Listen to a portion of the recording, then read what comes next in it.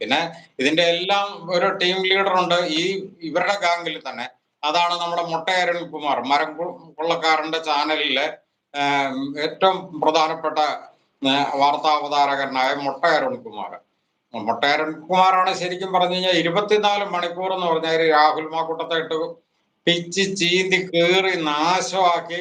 അതായത് ആ മനുഷ്യനെ ജീവിച്ചിരിക്കുന്നത് ശരിക്കും പറഞ്ഞു കഴിഞ്ഞാൽ ആ മനുഷ്യന്റെ ഒരു കഴിവും അതുപോലെ തന്നെ ഇത്രയും ഈ കോടിക്കണക്കിന് ജനങ്ങളുടെ സപ്പോർട്ടും പിന്നെ മറ്റെന്തൊക്കെയോ അദൃശ്യ ശക്തി എന്ന് വേണമെങ്കിൽ പറയാം. ഞാൻ അന്ന് നമ്മൾ ഒരു പ്രാവശ്യം പറഞ്ഞിരുന്നത് പോലെ ശബരിമല കൊള്ള മറയ്ക്കാൻ വേണ്ടിയിട്ടാണ് ഏറ്റവും കൂടുതൽ രാഹുൽ മാക്കൂട്ടത്തിനെ പീഡിപ്പിച്ച വാർത്ത പൊതുസമൂഹത്തിൽ ഇങ്ങനെ പ്രചരിപ്പിച്ചുകൊണ്ടിരുന്നത്.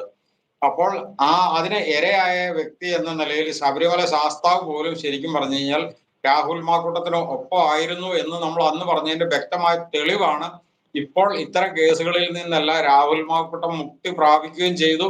അതുപോലെ തന്നെ ജനങ്ങളുടെ പരിപൂർണ സപ്പോർട്ട് ഇപ്പൊ കിട്ടാനുണ്ടായ കാരണം ഈ പറഞ്ഞ ശബരിമല ശാസ്താവ് പോലും